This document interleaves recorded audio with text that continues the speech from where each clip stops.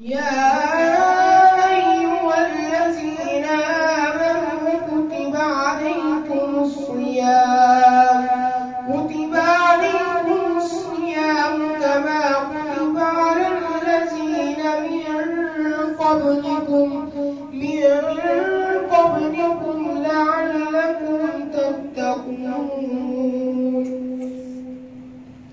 شهر رمضان الذي أنزل فيه القرآن هدى للناس وبينات من الهدى والفرقان، فمن شهد منكم الشهر فليصمه، ومن كان مريضا أو على سفر فعدة من أيام أخر، يريد الله بكم اليسر ولا يريد بكم العسر، ولتكملوا العدة ولتكبروا الله على ما هداكم ولعلكم تشكرون.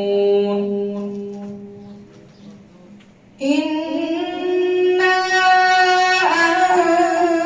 أنزلناه في ليلة القدر وما أدراك ما ليلة القدر. ليلة القدر خير من 1000 شهر.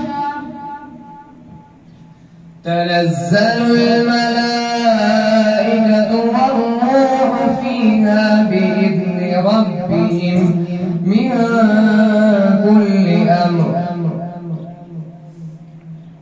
سلام